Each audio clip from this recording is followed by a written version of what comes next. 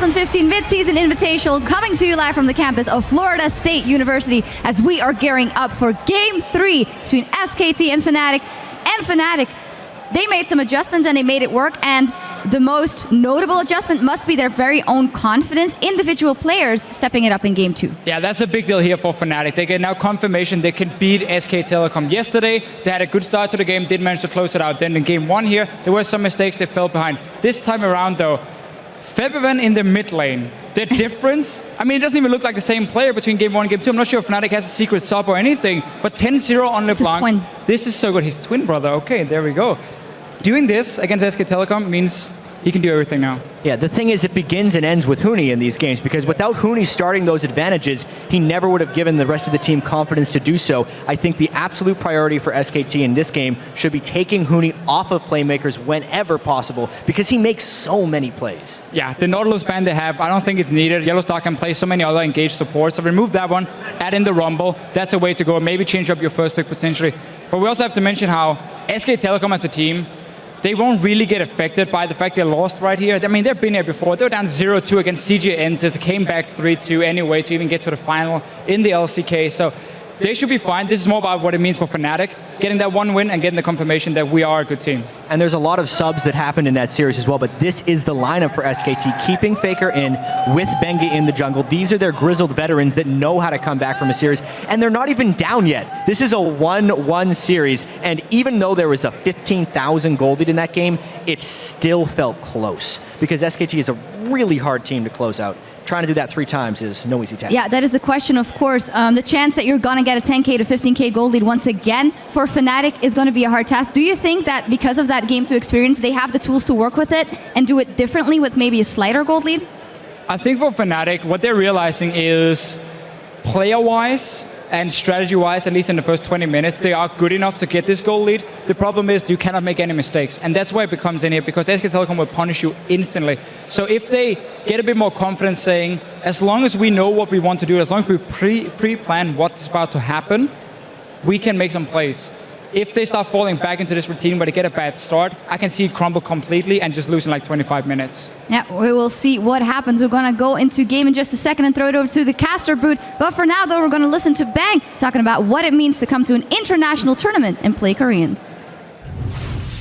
일단 반갑고, 네, 그래도 그 반가운 그 적이잖아요. 근데 적인데도 좀 반가움이 좀 앞서려고 하는데, 네, 그 감정을 좀 잡기가 힘들어요. 일단 최대한 적이라고 생각하려고 하는데, 네, 너무 반가워가지고, 그리고 궁금한 것도 많고 재밌고 그렇긴 한데, 이기려면 좀 긴장감이 더 중요해서, 네, 그래서 좀 재밌어요. How can you not be happy seeing Huni? Impossible. Exactly. Every single person in this audience is happy seeing Huni 1-1. But let's be serious. I think SKT lost a little bit of focus in that game. Itemization and individual plays were simply not up to what we're expecting out of this team and these guys. Yeah, indeed. And what's really important to note as well is this is actually the first time that this iteration of SK Telecom with Faker has ever lost a game to a Western team. Previously, they had dropped 1 game to OMG and 2 games to Najin Blacksword at the Season 3 World Championship, of course, going undefeated in All-Stars last year. So this is really a huge moment for Fnatic to be that first person to even take a game, or first team to even take a game off SKT. The question is, can Fnatic do it 2 more times? And because this is the only style they have. SKT can mix and match. That's right, and if they could do that, it would be huge, because in the history of League of Legends, there's only been 1 Western team to ever defeat a Korean team at a best of 5, and that was CLG EU over Najin Sword all the way back in the summer of 2012. So it would be just a phenomenal upset. A long time coming in Huni NA trusts, apparently, as does Fnatic. Kobe, we're into picks and bans for game number 3. SKT we didn't get with the respect bans towards Yellowstar. Those are definitely necessary. The Nautilus he had so much success on in the group stages, and this Annie last game tremendous, multiple 4- and 5-man stunts to set up the equalizers. You got to take away one of these parts because Huni's equalizers, if you have anything to set them up, just devastating. So LeBlanc will actually be banned by Fnatic this game. So they're taking a different approach here in Game 3 to what we've seen them play in our first couple of matches. Interesting. Hecarim's still on the board and Kalista both still on the board. Fnatic also really high priority on Urgot as well. And there's the Urgot ban actually by SKT. I think they want to first pick the Rek'Sai again, more than likely, unless the Kalista is up. Exactly. If you give him Kalista, then that's crazy. Okay. Not that crazy. So where does Fnatic go from here? Hecarim seems like a really good choice for Huni. Yes, his Rumble is amazing, but Hecarim has been the go-to. I mean, let's talk about the Rumble for a little bit more. I mean, landing amazing Rumble ultimates is hard in itself, but landing them under duress in a 2 versus 1 situation, yeah, I haven't seen anyone do that before. 30 seconds left on the clock. A lot of discussion in Fnatic's camp. Yellowstar does play Thresh, and with the support bans, maybe they don't have to early. Yeah, maybe they don't have to early pick top lane. They can't take the Sivir here. That's what they did in the first game of this series. Again, we've talked about the limitations of the champion pool for Steelback, so I think they're just going to grab that early, have him on that comfort pick, and they really rely on that initiation. And SK Telecom, what's interesting to me is that they've gone away. They're shying away from the top lane bans. No Hecarim ban this game. Instead, they're taking away the hard CC in the bottom lane for Fnatic. And in a way, playing Thresh right here for Fnatic or picking it instead of the Gragas early is probably the better call because they rely on that crowd control to make Huni's teleports work in the bottom lane. And I like that strategy because both of these top laners has shown that they're well versed in all of the powerful top lane champions right now. And if you don't fully commit to that strategy, there's no point in only throwing a couple of bans to that lane. Faker's Azir locked in very quickly though. And will we see the Thresh here? Because otherwise these bans don't make a whole lot of sense, I don't think, from SKT, but they may just go for the Lucian now instead. And the Azir, very interesting, of course. Easiun, I think, maybe the better Azir player on this team. No Nunu. No Lulu. Interesting. I wonder what they're going to go with for their top lane. And are they going to have a Maokai for a team fight set up here? They've got pretty good poke and pretty good disengage now. SK Telecom leaving their duo lane to last pick. Both teams running this clock down. You can feel the tension as we get into game number 3. Monty, you talked about the Sivir pick previously. Febvin with arguably a little bit of a bait on the RE. Where does Fnatic prioritize? Do they look at the support to deny the Thresh from Wolf? Get some of that CC for Huni gangs? I feel like a hard CC initiation support is of a fairly high priority for Fnatic to lock in right now. The other thing is that Febvin has taken these matchups with Faker on fairly equal footing, taking these skill matchups. I'd like to see Cassiopeia. It's actually a really close matchup with Azir. Cassiopeia actually can out-damage Azir in the 1 versus 1 early on, pure DPS. And it was banned in both previous games. That's right. Well, now this is obviously going to be a Huni Cassiopeia if they lock it in with Zed. Wow, okay. All right. So we get a very interesting matchup in the top lane, but this Rek'Sai a bit of a threat, and the kill pressure on Cassiopeia and top's going to be quite big, especially, I mean, if we see the Rek'Sai plus the Twisted Advance coming in. Yeah, you're taking the Cassiopeia top lane into a Rek'Sai jungle, into a Maokai that can set up ganks like no other. This is a very, very scary situation. Maybe they go for a lane swap. They try and get Steelback away from the 2 versus 2. They try and get, Cassiopeia into an easier farming lane. Yeah, but the problem with Cassiopeia, even in a lane swap, is how easy it is to dive under the turret, right? If Bard and Rek'Sai show up, if Cassiopeia is sitting under the turret, and Cassiopeia doesn't have any other options. Cassiopeia can't really go do the jungle that well, so. Scary, scary stuff. The top lane Cassiopeia worked against Team Solo Mid in the very first game of the mid-season invitational for Huni. We do see the duo lane locked in for SKT. disengage and tankiness from the Alistair as well as AD carry Ezreal for Bang. So they're going for a lot of poke with this composition. They want to be able to siege turrets, and they've got a huge front line as well. It's going to be very difficult for Fnatic to crack SK Telecom's composition in the late game. They are going to be the ones going for picks and split pushing. This is so similar to Game 1 SK Telecom team composition. And this is Fnatic not being afraid to take a risk. It's very daunting to run this fragile of a composition into a team like SK Telecom that have such a beefy front line here, especially with the Alistar also locked in conjunction with the Maokai. And Azir also has great protection for Ezreal. This is going to be a very strong late game front line here for SKT. And there is the Leona. All right, picks it is.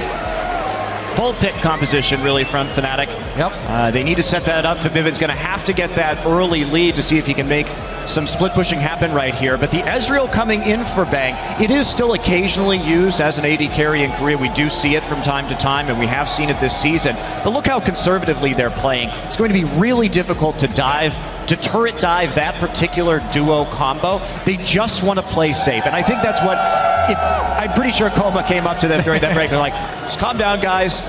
Take a breather. Don't fall behind in the early game. We'll pick a scaling composition, play as conservatively as possible, take away some of Yellowstar's hard engage, and we'll see what we can do. And the thing about that is the AD Ezreal takes a bit longer than the mid Ezreal to get to that point where you can make the moves. So they really do have to take the early stages cautiously. I'll find out whether or not SKT can make it work. It did in Game 1, convincingly so in Game 1. Absolute control from the moment the match played out. Yellowstar will be looking to land those solar flares on a champion that, truthfully, he made his support name on a few years ago. Game 3 of this best of 5 head-to-head is 1-1. You know the hashtags by now. There's the team comps on your screen.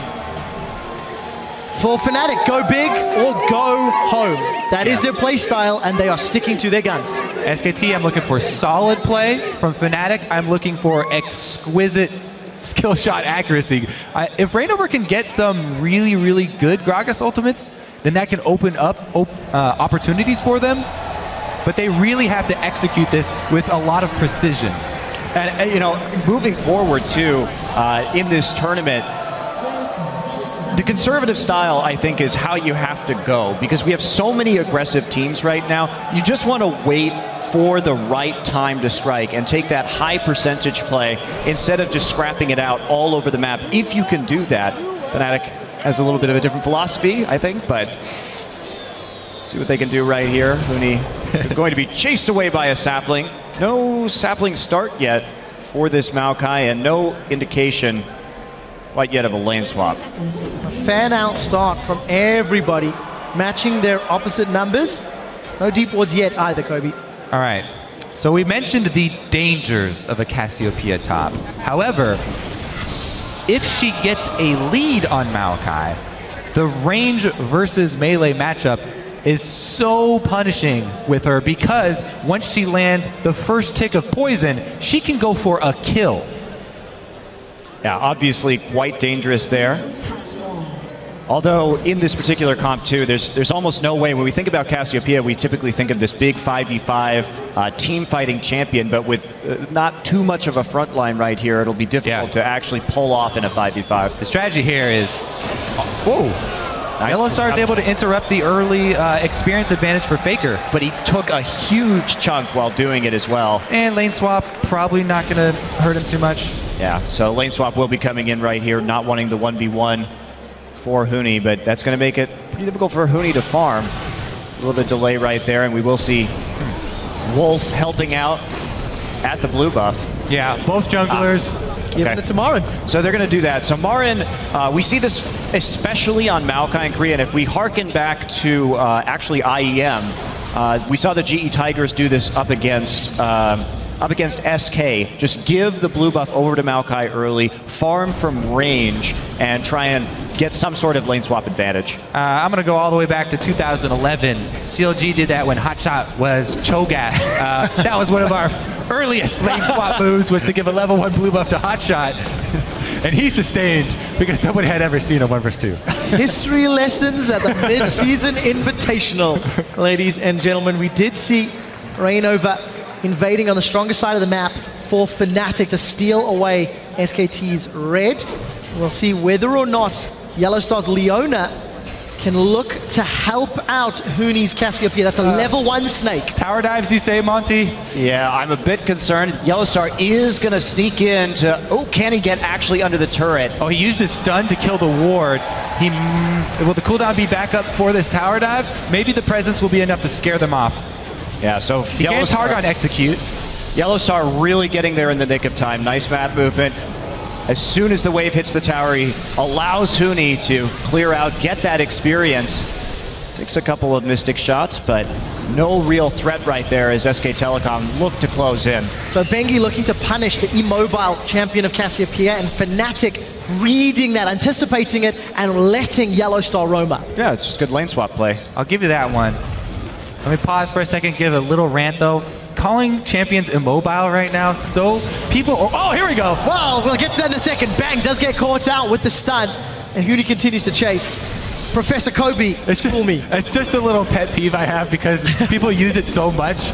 Immobility is an absolute term. There are not varying degrees of immobility. If you're gonna call him, a low mobility champion, she can still slither around. All right, touche. The low mobility Cassiopeia. Yeah, I like it. At least we can still use immobile on Galio. Galio and Xerath. I'll give you free passes for those two during their ultimates.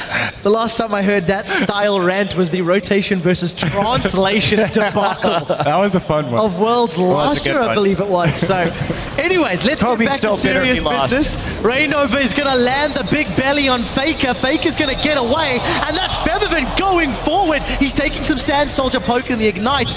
Will not get the kill. But Featherman really playing aggressive into Faker. We actually didn't even touch on the fact that Featherman keeps trying to take assassins into Faker, and Faker keeps going barrier. Trying to play that aggressiveness and call Bengi over for moves. Right now he's at the bottom lane though. They want this kill. Spell Shield will be available. Bengi trying, actually going to get an angle here. Steelback playing pretty close to that wall that Rek'Sai can just tunnel through, but... How greedy is Steelback though? Very. All right, just checking. I've seen this happen many times before, Kobe. But Bengi does recall, so the threat gets reduced. After Marin just got the spell shield off too. So Bengi with a lot of time spent looking for ganks in top and bottom lane, but not finding anything. Rainova, on the other hand, his first showing does manage to get the barrier. So different priorities for the different junglers. And we need to keep track of those CS numbers. Huni marginally behind Marin. However, Bang 10 CS up over Steelback. Yeah, that wave pushing into the turret too for Maokai right now, so he should be able to get some more farm. Bang starting to zone out now that Wolf is back in the river. Wolf went on a little warding mission into the jungle. Here's them calling Bengi to try and prey on the Vivian's carnivorous tendencies.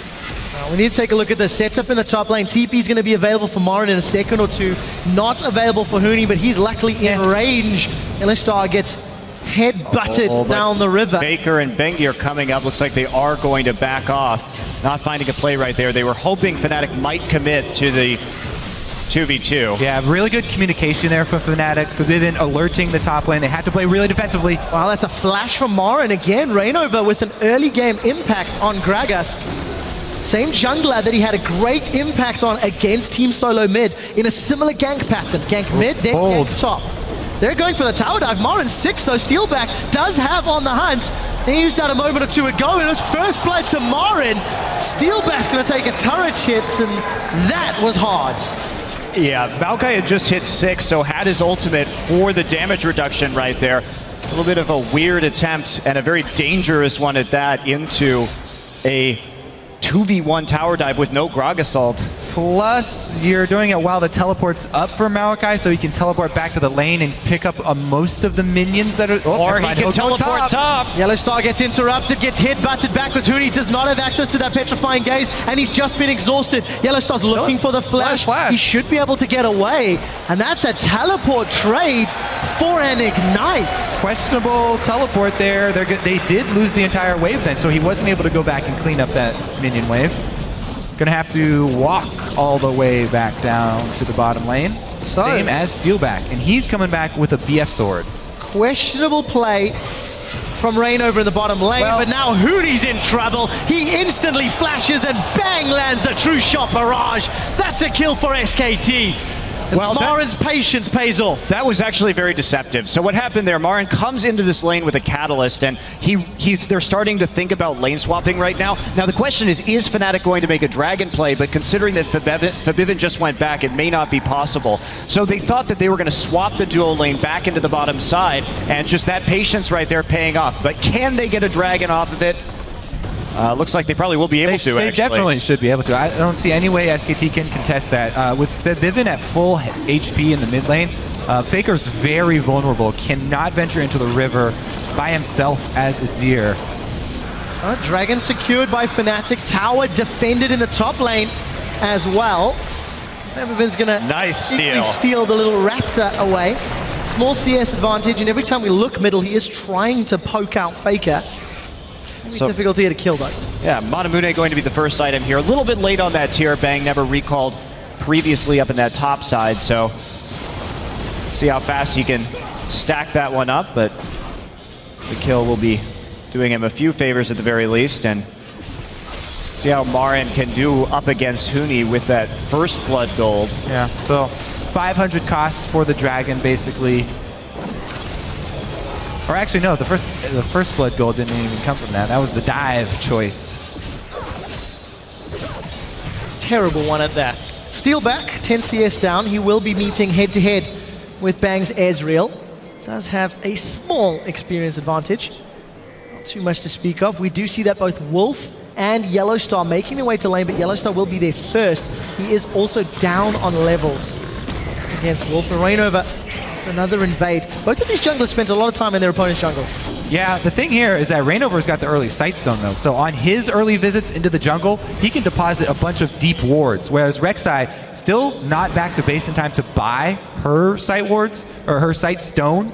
So the visits into the jungle not as fruitful. And there's the death mark coming in. And will it be enough? The pop and the ignites! Fabivin Put that one on your wall. V1's Faker. Wow, great all-in from Fabivin, and the barrier just not quite enough to save Faker. Now they're going on the wall. Wolf gets melted by the support jungle combo. Here comes Steelback, SKT in retreat. Wolf knocks Yellowstar away, and it's Steelback that gets the kill. Fnatic pick up a string of kills across the map. The full pick team, they immediately, they waited like 30 seconds between getting their deep vision down and making picks in the red side jungle. Yeah, that's exactly what they want to do. And SK Telecom, we saw Wolf looking at Gragas in the jungle. He knew that was warded up, and yet they walked into a very dangerous area, get picked off by the Sivir ult. So good play by Fnatic, but they can't, SK Telecom cannot walk into those jungles under those conditions. Bangi must have a large amount of gold because he still hasn't gone back to purchase with Rek'Sai. He's actually going to be going for just a pink ward and the Cinder. So no sign of that sight ward quite yet. Cinderhulk definitely going to speed up the clear for the jungle, but the lack of vision, they've already paid the cost for it. We'll see if Fnatic can keep it up.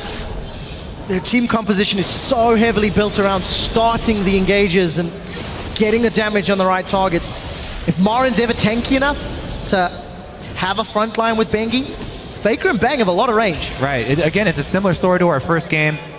SK Telecom, they're trying to play it safe, avoid these picks, avoid these skirmishes and speed plays that Fnatic are going for, try and wait to the point where they build up their front line and they can have those consolidated battle lines for the fight. And not only that, but that, oh wow, Faker actually going in onto Fabivin. And that's a shadow into the flash. Faker manages to get that summoner spell with the threat of Bengi as well.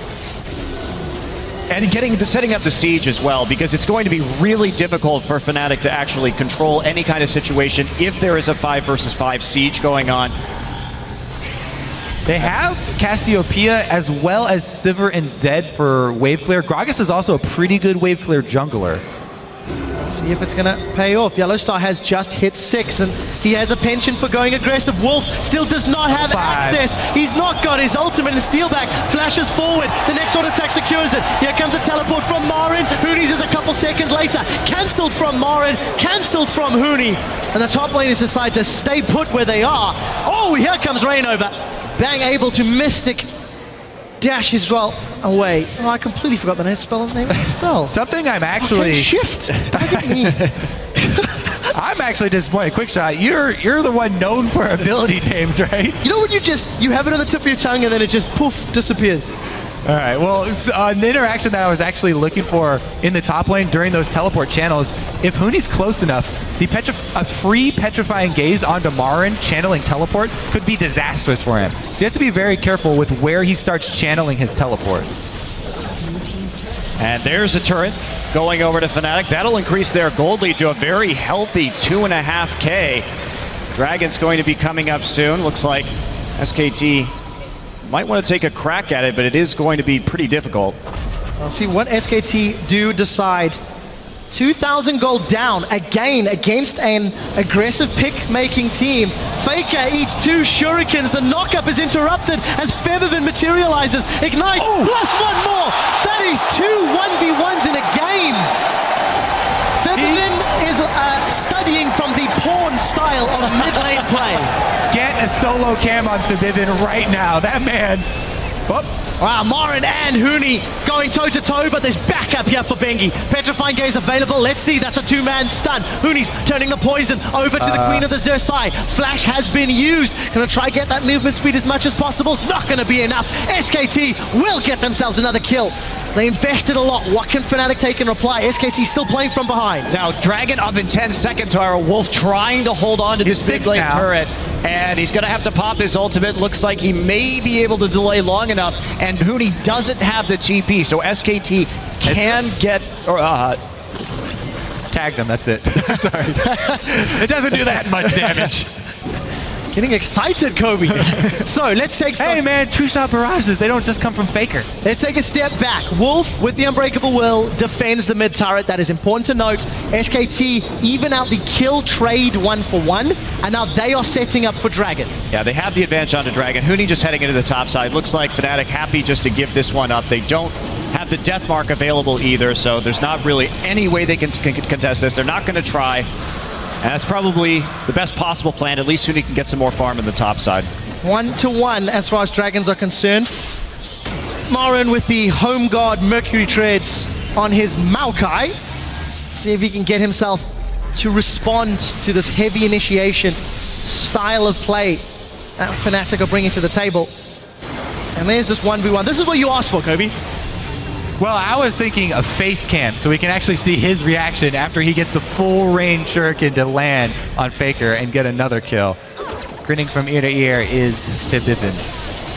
I'm sure production will make it happen at some point in the show, Kobe, as per your request. Yeah, those solo kills are absolutely huge as well, because that's what's going to power up Fnatic's ability to split push and actually get enough gold to come out ahead in the late game. And again, we keep looking at Fnatic. The team that was playing in the group stages simply no longer is on the Rift, because these guys are all individually performing. Febiven played Zed in the group stages and left a lot to be desired. And now all of a sudden he's found his confidence, he's found his sea legs, and he's showing up. Bang, getting pretty close to that brush. Huni is there. Petrifying Gaze, not going to land the stun. That did not stun at all, but Bang will be forced to arcane shift and flash away. Huni unable to secure the kill, as it's Febiven that's setting up for the top lane tower. You know, Well, Faker's going to be able to dash away thanks to those soldiers. And the tower is going low. Let's see if Yellow Star and Steelback can get any pressure. No, they cannot. Because of the response from SKT, they are really digging deep to defend this outer turret. And actually switching Zed up into the lane with Marin. He only has MR right now, so it's a pretty tall order to ask Marin to defend against this. He did go for the Home Guard. Interestingly, not a normal Marin build that we see. Again, it's usually picking up that Catalyst, then the Shroud, and then the Cowl, or Cowl then Shroud. So, bit of a different strategy, and Fnatic has got a good read on this situation. Yeah, when you have these 2 high damage solo laners, swapping them around in this 1-3-1 when the Sivir has the wave clear mid is such a strong mid-game strategy here for Fnatic because they're opposing damage types, and it's getting them outer turrets, stack up that global gold. They can use this lead to actually invade inside the jungle. Now they have the outer ring down. They can start to get the vision. Still one left to go. And that's where the picks come in. So this is all going to plan for Fnatic. This is absolutely perfect for their composition. For SKT, they do still have the benefit of scaling on their side. That tree becomes more and more tanky as the game goes on, and Faker and Azir will start to get to a point where those very squishy damage dealers of Fnatic can get heavily poked out by those Arisen soldiers. Can he channel Easy Hoon? Well, not so far, apparently. Not yet. Yes, he is. Popping off, is that an American saying? I don't know what the kids are saying these days. Well, thank you for that one, Boy. Febiven is indeed popping off. Yeah, so I guess again we have to revisit the substitutions here for SKT, right? When do they feel necessary to bring in Easyhoon? And I actually also think that it's kind of sad that they don't have Tom here as well. Because the last couple games, you talk about Fnatic being sort of a different team than they were in their group stage. Bengi's looked like a different jungler than in the group stage. Febiven wants to cut down a tree, but he's got Yellowstar to help him out. This is a 2v2. Support in mid versus top and jungle. We do see Marin going down and Febiven's in retreat. Bengi's looking for a prey seeker, but Yellowstar is body blocking and pulling it off. On the hunt coming in from Steelback as the stun lands onto Bengi, but bang! Gets himself a kill. He's now on the board with the second one, and Wolf is looking for more. There's a flash from Steelback. He should have Spell Shield. He's gonna flash away, and Wolf does not connect. Steelback gets out alive. It's a trade 1-for-1, and Hooney's pushing the bottom lane. Yeah, they traded flash for flash right there at the very end. Flash pull not going to land. Febiven managing to get out of that situation. Bang also still has his True Shot barrage, so interesting that he decided not to use that. Very focused on the True Shot barrages. But you know what? That's also why you can do Pulverize Flash and there's no reaction time. Oh, Petrifying Gaze again does not connect from Hooney. We did see Faker throwing down the passive on the tower. Rainover in full retreat. We did very briefly see that targeting laser from the Azir turret onto Rainover, so I assume that's just a graphical thing that we should be able to resolve.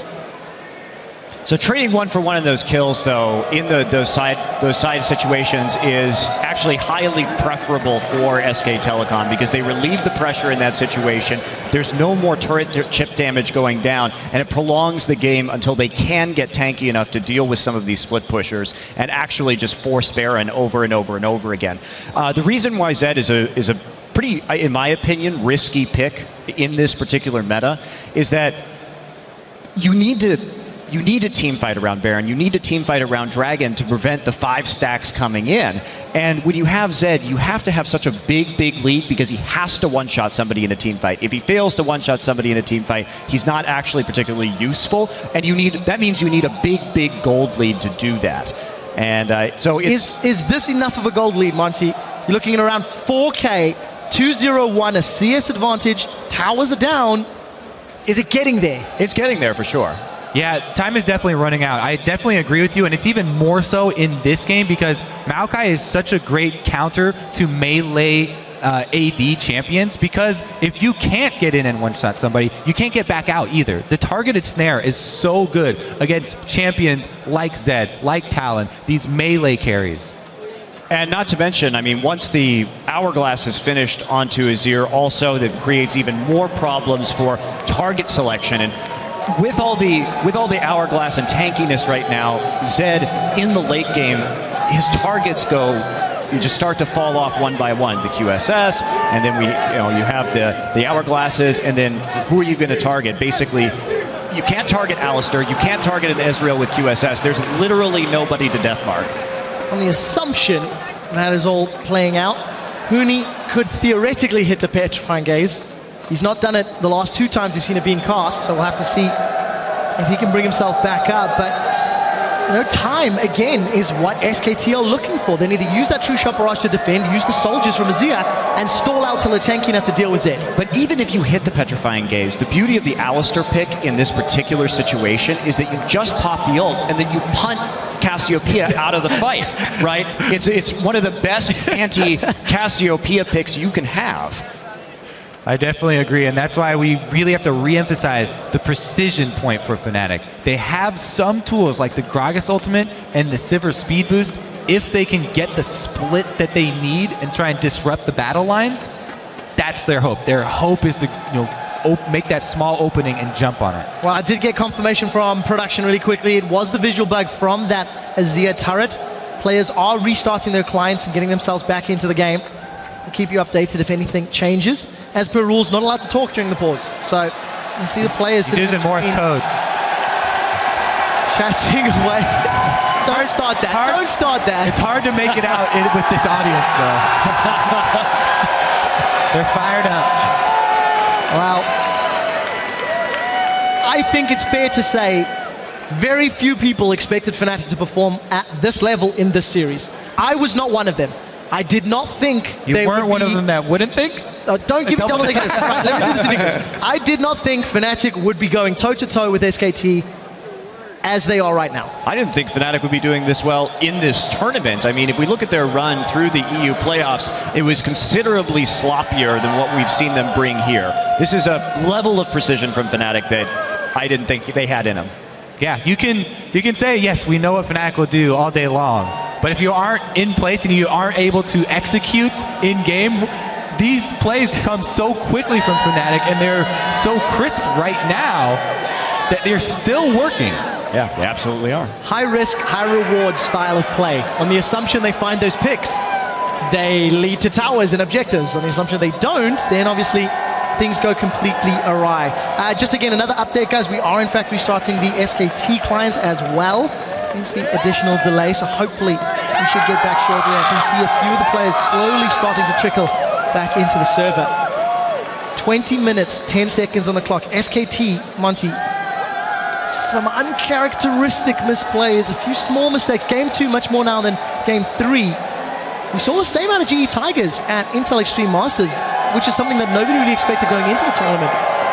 I mean, SKT, we saw some sloppy play from them in the playoffs as well, especially in the CJ series. So I guess I'm not too surprised by this, but they have shown that they can really pull it together when everything's on the line. They're not a team that really buckles under pressure or anything like that. So what's the trigger to bring Easy Hoon in? I don't know. If at all. I don't know. I think that they probably will stick with Faker, depending on his performance. I mean, after this one, maybe you say, well, if we're going to go for Azir, we're going to leave this Cassiopeia unbanned, because remember, coming in, SK Telecom were the ones banning Cassiopeia, so they can really kind of turn this matchup around and try and get both of those unbanned and Easy Hoon on one or Easy Hoon on Vladimir, and we may see a very different kind of game. Maybe if they feel the need to ban the LeBlanc, after Fibivin had that great LeBlanc game, then they can just sub in Easy Hoon and they're like, you know what, we would ban LeBlanc anyway. Yeah. So we've heard some theory. We are back in game. Remind everybody, SKT versus Fnatic. Number 1 seed from groups versus the number 4 seed. Head-to-head in the series 1-1. And SKT find themselves 3,000 gold down, reeling under Fnatic's aggressive plays.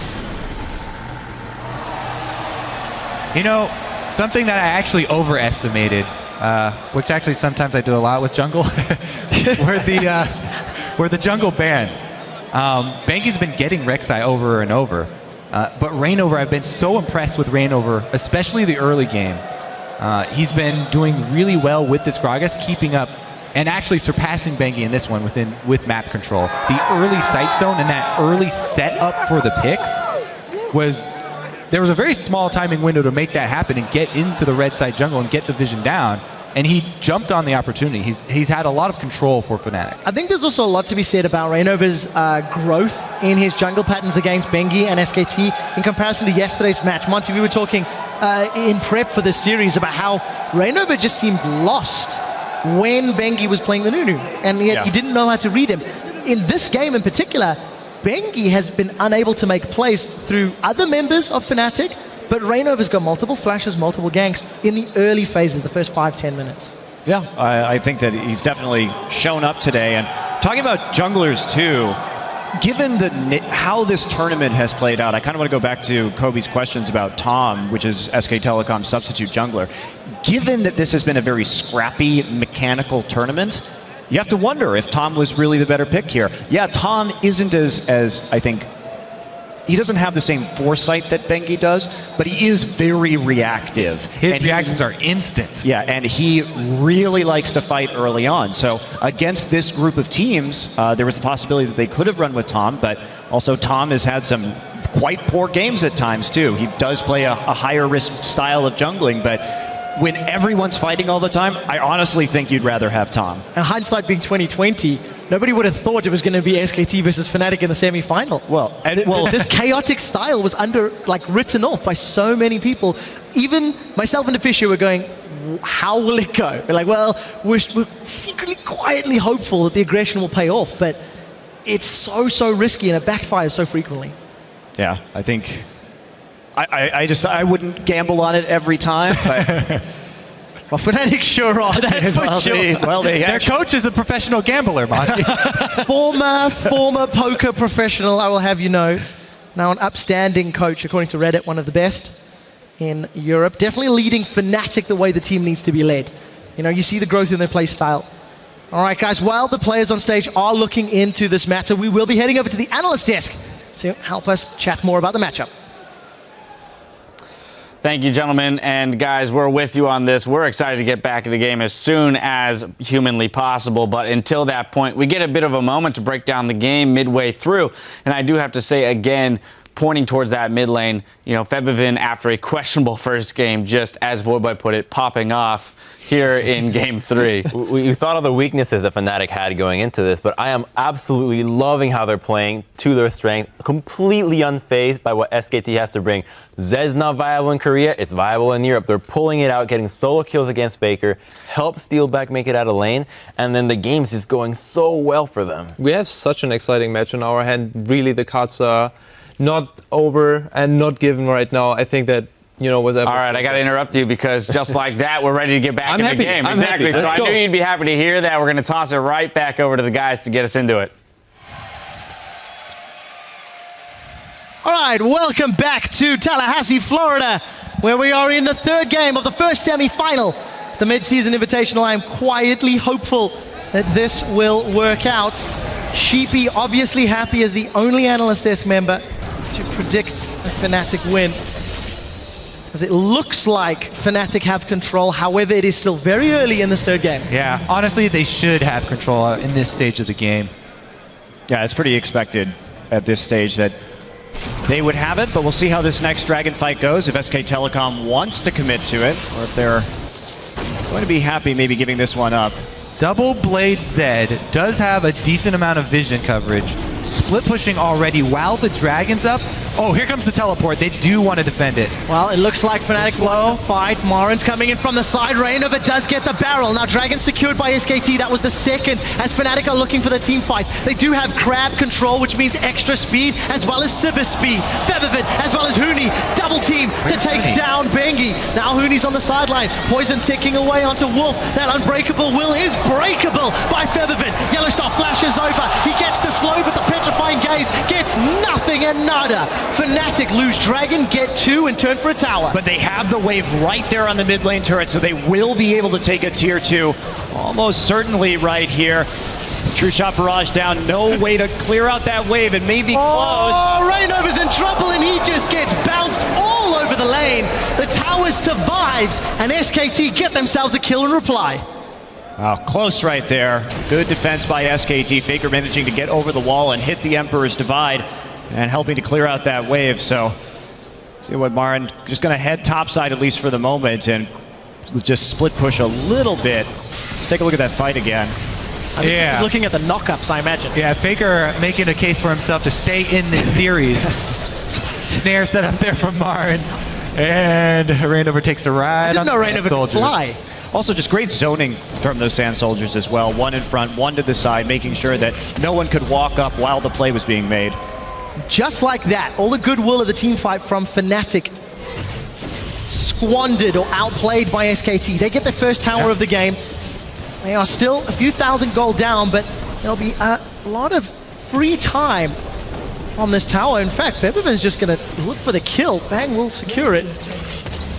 Febiven unable to defend. Yeah, and keep in mind, with the tower discrepancy, you know, some of this gold can easily be taken back by SKT. So they get a pretty good chunk of it there. One more left in mid. The outer turrets are pretty easy to knock over. And they can try and claw back into this one. They do need to set up more defensive wards, though. Ticking time bomb slowly getting scarier for Fnatic. Frozen Heart picked up from Marin, so reducing some of the threat from Febiven and Steelback. Still needs some more MR on the side of SKT to help deal with Huni, but let's also be honest, Huni's not hitting those petrifying gazes. We've seen multiple in a row now, just not finding the mark. Bang is going for a poor man's build here with pieces of swords. Got the cutlass. He's going for all the poor man's builds today, Kobe. So he will be a rich man in 20 minutes.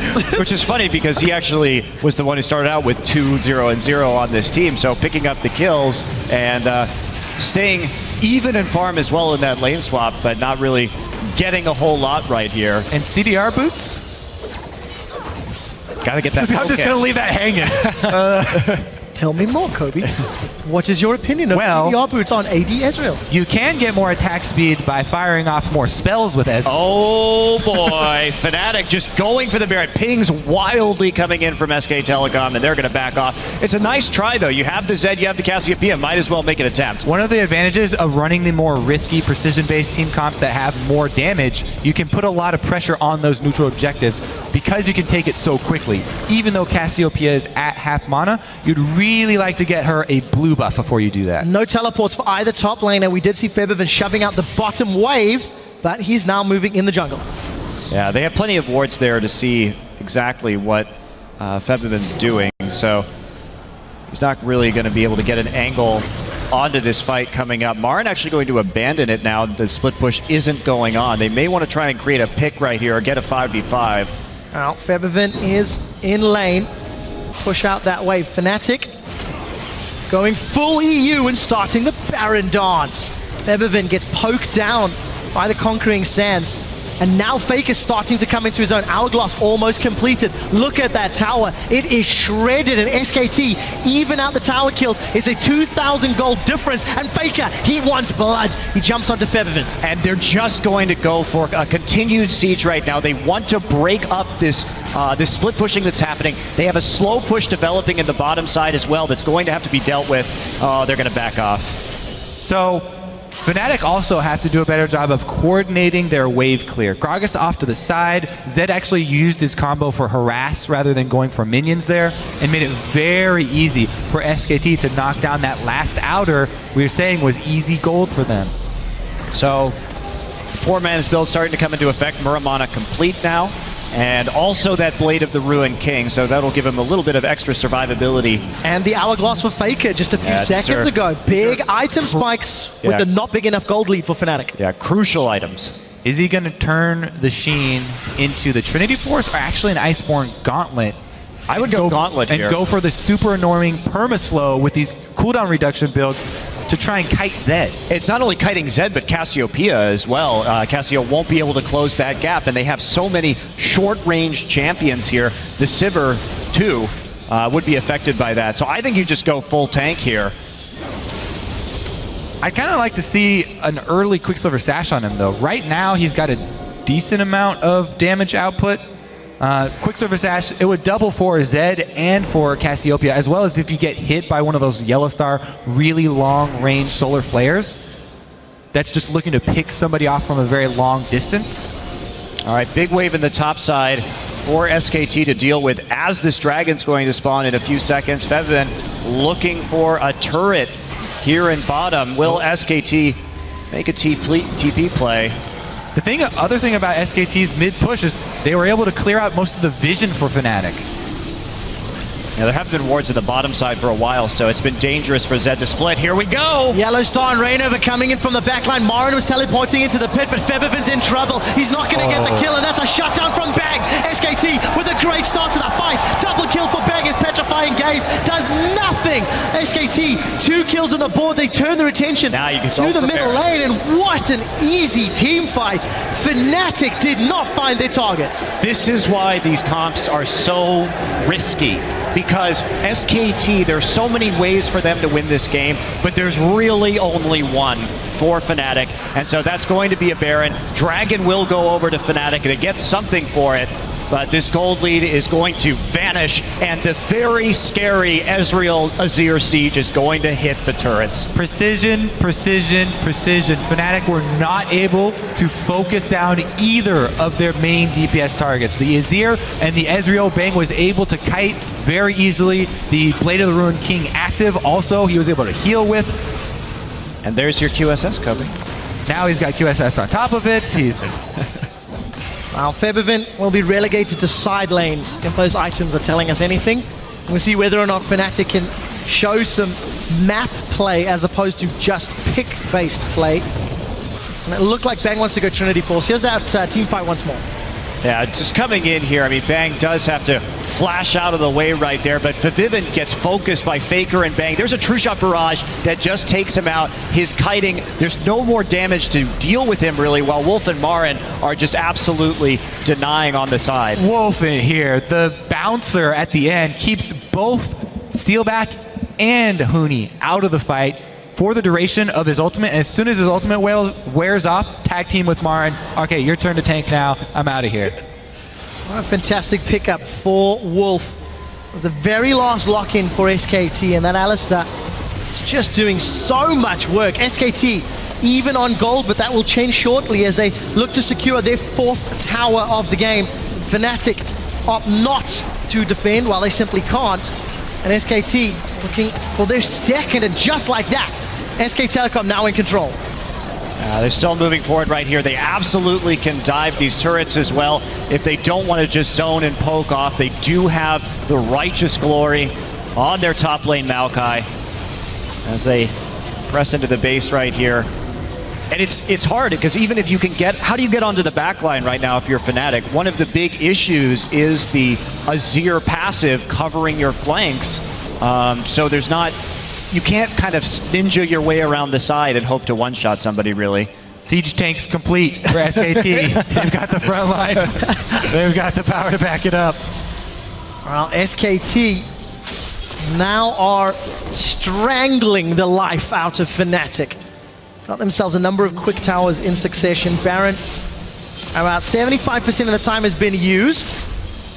And they're just going to keep shoving these waves out, setting their sights on that top inner turret as the last remaining one before they opt to take down the inhibitor turrets. Now, there is a fair amount of wave clear on Fnatic's side if they can stall the game out on the inhib. Yeah, if they use it for wave clear. They were using Gragas barrels on the side for harass, Zed combos for harass. Yeah, Trinity Force now done for Bang also, so he is not going to be going for the Iceborne. Instead, feels safe enough with that QSS, and I think they have enough tankiness that tons of damage. Will be A-okay, and he does have the tons of damage now. I'm shaking my head at you, Copy. I can see you. Hello. But nobody else can. I'm letting them know I'm shaking my head at you. So SKT, you see Wolf knocking away Rainover as Bengi jumps in, secures the blue buff. Need to see Large Rod as well as Hourglass and Morella Nomicon for Faker, looking for the burst. We saw Easy Hoon go Luden's Echo yesterday. We had a chat about that. Yeah. I think it's really bad. Yeah. But the wave clear, boys. Okay, they're shaking their heads at me, right? They're shaking their heads at me. It will be a death cap for Faker, not the Luden's Echo.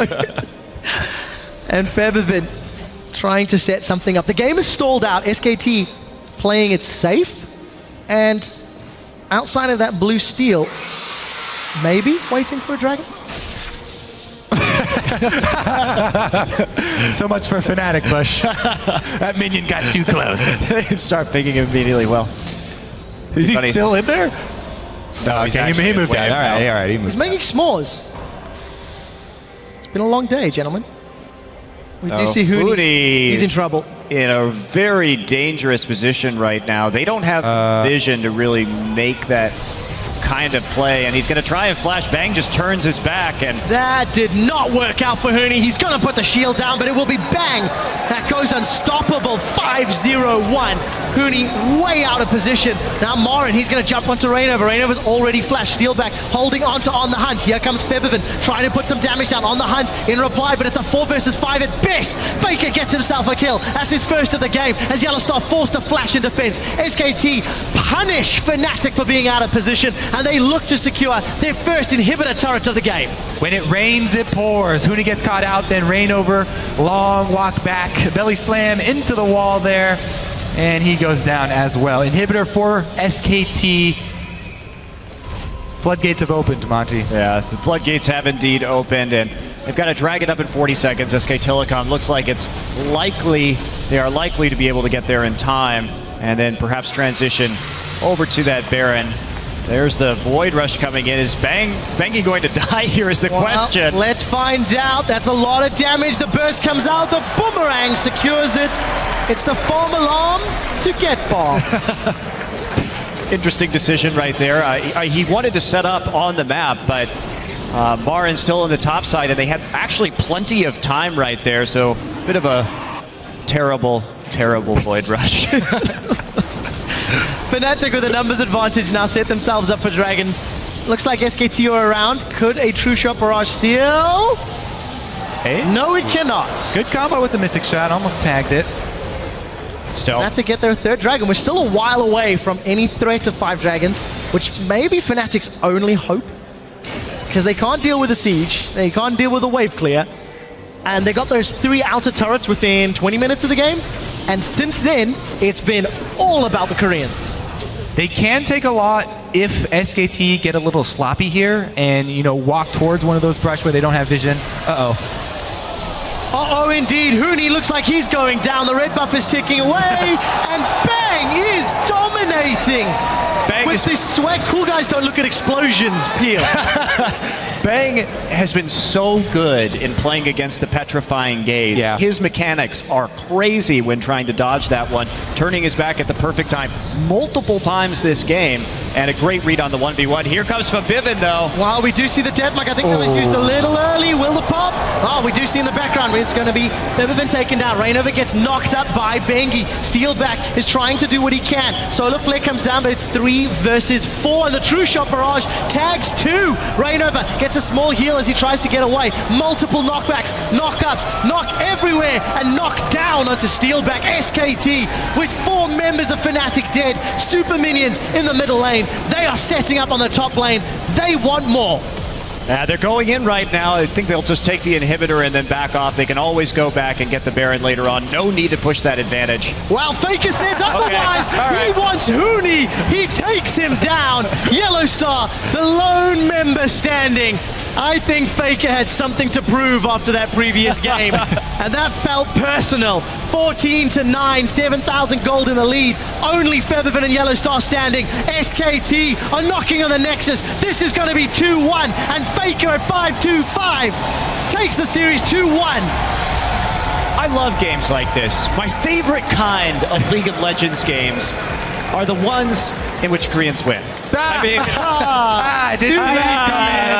easy. Well, no, but really, I really like it when we see such different strategies in terms of team compositions, because you can really sink your teeth into the game in terms of analysis and talk about what each team really has to do to win. And we saw how well Fnatic did in the early game, but it's that power coming in, and if you can't close quickly or get that massive lead, it can be very difficult to come back. Yeah, SKT keeping their veterans in with the confidence to play more scaling, with the confidence to embrace that tank line and wait for it. 5 minutes now, the countdown to decide if they stick with Faker or Easy Hoon. 2-1 up, and despite a few scares, SKT still in control. Despite falling behind, you never felt like they were at risk of losing the game. Fnatic were putting the pieces together. They needed to find a few more weapons in their arsenal. So we'll see how this turns out. We're going to go to game 4 in just a moment or two's time. But for now, we're going to throw over to the analyst desk to break down that match. Thank you, Quick Shot. I mean, that game looked good for Fnatic to start at least, but unfortunately did not fall in their favor. So let's break it down a little bit here. I wasn't a big fan of their picks and bans here. I think that when they picked up Zed Cassio, they should have held off on the Zed picked the Cassio, and perhaps taken away the Alistar. Disallowed for some of SKT's disengage on that team, right? I don't think that they needed to pile on the Leona. Well, what they tried to do is they tried to enforce a lane swap, because there's no way if Huni picks up Cassiopeia that you are not lane swapping against him and trying to punish him for that pickup. We've been criticizing teams for going into the 1v1, and that covers some of Steelback's weakness. So I actually like that part of it, but I agree with you. The Alistar was the bit that I thought it would have been a little bit better than Leona. And of course, also in the early game, we saw Febivin making some sweet plays. We have a tweet from @LadyLilTalon who writes, and Febivin will tell his children about the day he 1v1 Faker and walked away with the god dead at his feet. And here's a listen in of Febivin calling it in picks and bans. By the way, I'm gonna solo kill this guy, okay? If you ward for me, I can play aggressive. I can just jump on him 24/7 and then he's dead. Same. The visits into the jungle not as fruitful. And there's the death mark coming in. And will it be enough? The pop and the ignites! Aggressive pick-making team. Faker eats 2 shurikens. The knockup is interrupted as Febivin materializes. Ignite plus 1 more. That is 2 1v1s in a game. I'm loving the confidence there, really knowing the limits of what he can do on the champion, regardless of who's playing. And that's really a trait that a lot of rookies seem to have. Like, they don't care who they're playing against. They just see champion, they know what they can do. Those EU mid laners I can just throw in there.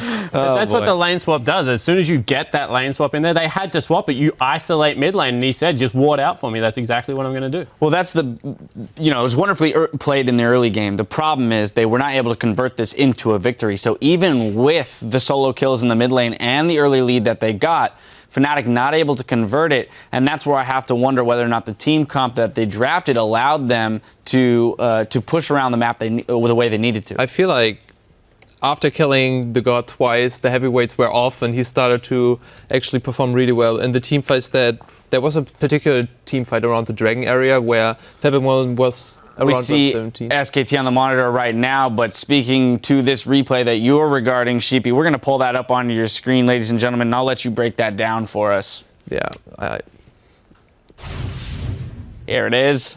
That was actually really impressive by Faker. So Faker getting 1v1 twice, and I think this was the wrath from him. He's seeing, if we roll the clip, just how great Faker is actually negating any kind of pressure from Febivin, who's level 17, 3 levels up here.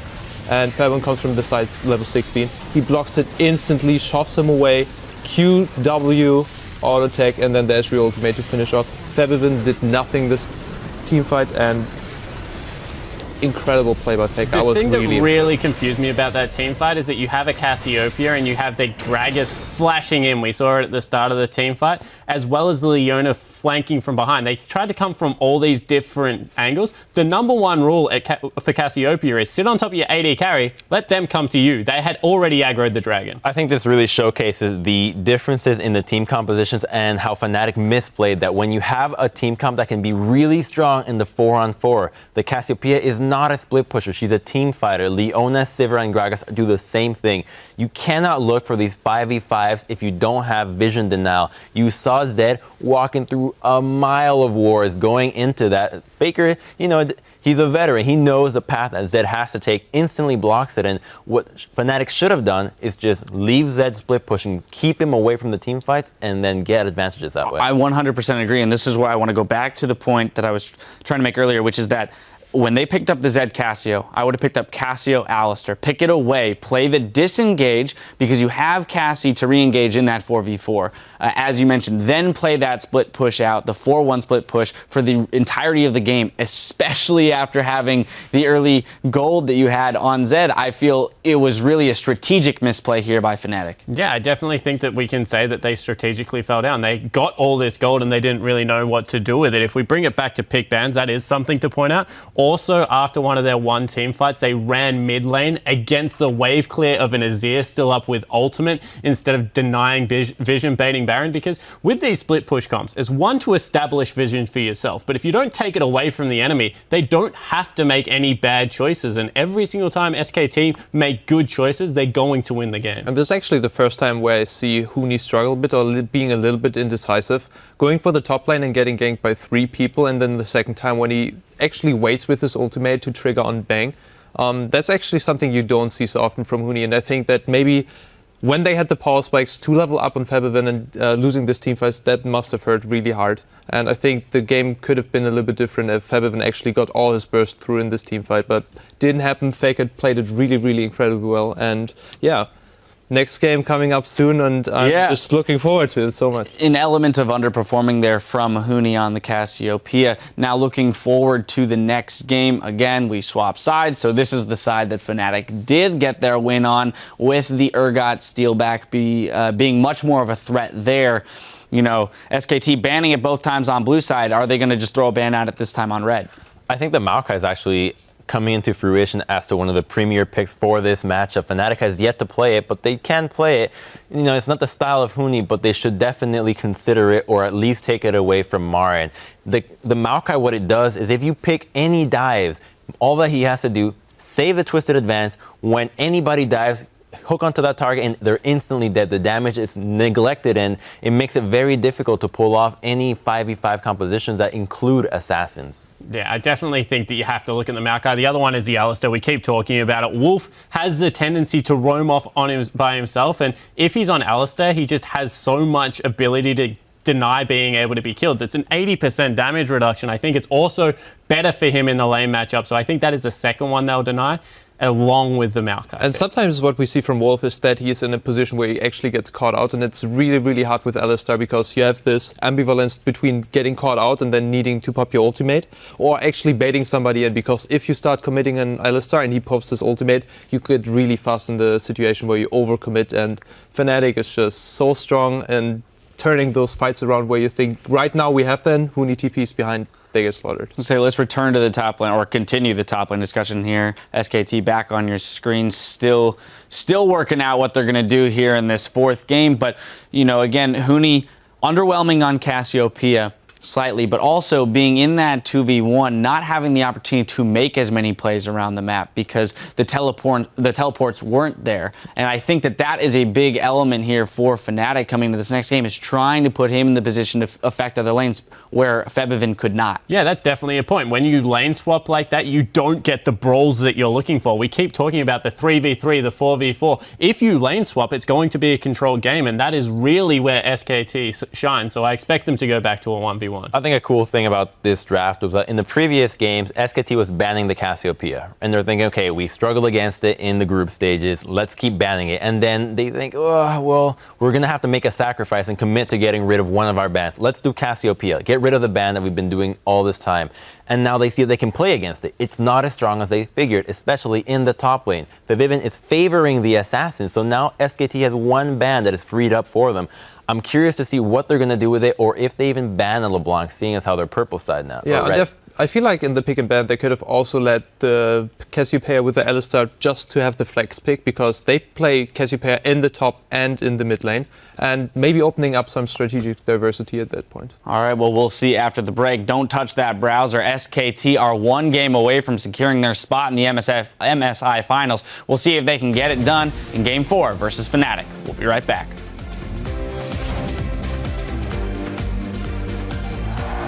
The first time that this iteration of SK Telecom with Faker has ever lost a game to a Western team. There's the death mark coming in. Really? It's removed. It's Nice! Nice! Woo! That's a shutdown from Bang. SKT with a great start to the fight. Double kill for Bang. His petrifying gaze does nothing. Solar Flare comes down, but it's 3 versus 4. And the True Shot Barrage tags 2. Rainover gets a small heal as he tries to get away. And Faker at 5-2-5 takes the series 2-1.